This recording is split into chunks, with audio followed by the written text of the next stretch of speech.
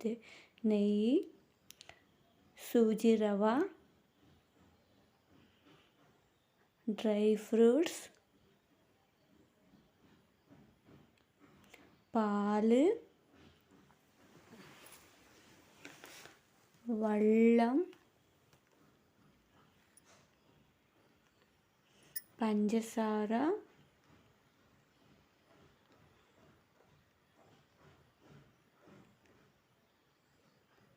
ഏലക്ക, പിന്നെ food colour. ആദ്യമായിട്ട് ഒരു ഗ്യാസിൻ്റെ മുകളിൽ ഒരു പാൻ വെച്ചിട്ട് സ്റ്റൗ കത്തിച്ചിട്ട് അത് നന്നായി ചൂടായാൽ പിന്നെ അതിലേക്ക് റവ ഇട്ടിട്ട് നന്നായിട്ട് ഫ്രൈ ആക്കണം. കുറച്ച് അതിൻ്റെ മണവും കളർ മാറുന്ന വരെയും ഫ്രൈ ആക്കണം. പിന്നെ അത് എടുത്ത് വെച്ചിട്ട് അതേ പാത്രത്തിലേക്ക് നെയ്യ് ഇടണം. നെയ്യ് ഇട്ടിട്ട് അത് നന്നായിട്ട് കുറച്ച് ചൂടായി വരുമ്പോഴത്തേക്ക് അതേ പാത്രത്തിലേക്ക് ഞങ്ങൾ എടുത്ത് വെച്ച അണ്ടിപ്പരിപ്പ് ഇടണം. അണ്ടിപ്പരിപ്പ് ഇട്ടിട്ട് അത് കുറച്ച് കളർ മാറുന്ന വരെ ഫ്രൈ ആക്കിയിട്ട് പിന്നെ അതിനെ ഒരു പാത്രത്തിലേക്ക് മാറ്റണം. പിന്നെ അതേ പാത്രത്തിലേക്ക് എടുത്ത് വെച്ച ഉണക്കമുന്തിരി ഇടണം. അത് നന്നായിട്ട് ഒരു കളർ മാറുന്ന വരെ ഫ്രൈ ആക്കിയിട്ട് അതിനെയും ഞങ്ങൾ ഒരു വേറെ പാത്രത്തിലേക്ക് എടുത്ത് വെക്കണം.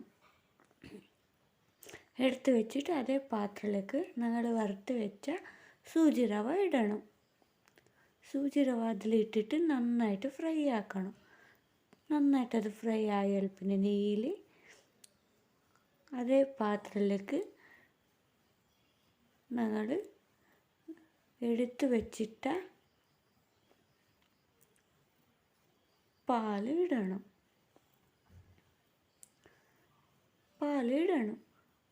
പിന്നെ നന്നായിട്ട് മിക്സ് ആക്കണം.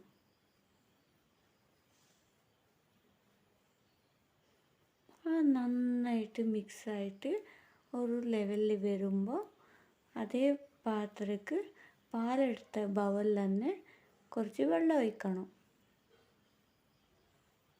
വെള്ളം ഒഴിച്ചിട്ട് പിന്നെയും തിക്കില്ലാതെ ഒരു സ്മൂത്തിൽ മിക്സ് ആക്കണം.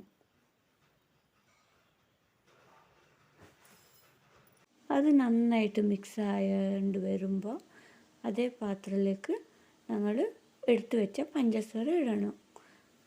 പഞ്ചസാര ഇട്ടിട്ട് പിന്നെയും നന്നായിട്ട് മിക്സ് ആക്കണം. ആ പഞ്ചസാര എല്ലാം മെൽട്ടാവുന്ന വരെയും മിക്സ് ആക്കണം. അത് മെൽട്ടായാൽ പിന്നെ അതേ പാത്രത്തിലേക്ക് എടുത്ത് വെച്ച ഫുഡ് കളർ ഇട്ടിട്ട് പിന്നെയും മിക്സ് ആക്കണം. നന്നായിട്ട് പറഞ്ഞാൽ ആ കളറെല്ലാത്തിനും ഇതാവുന്നവരെയും മിക്സ് ആക്കണം. അത് നന്നായിട്ട് മിക്സ് ആയാൽ പിന്നെ ഞങ്ങൾ എടുത്ത് വെച്ചിട്ട നെയ്യ് ഉണ്ടല്ലോ അതിൽ പകുതി നെയ്യ് ഇടണം. പകുതി നെയ്യ് ഇട്ടിട്ട് നന്നായിട്ട് മിക്സ് ആക്കണം.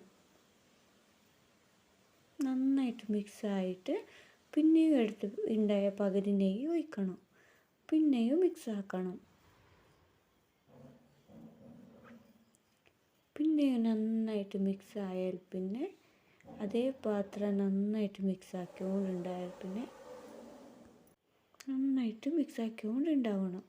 പിന്നെ ഞങ്ങൾ പൊട്ടിച്ച് വെച്ച ഏലക്കപ്പൊടി ഇടണം.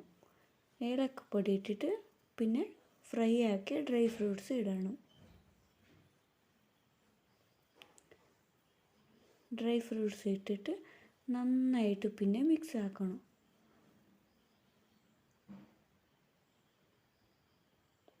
നന്നായിട്ട് മിക്സ് ആയാൽ പിന്നെ റെഡി ടു കേസരി ഹൽവ.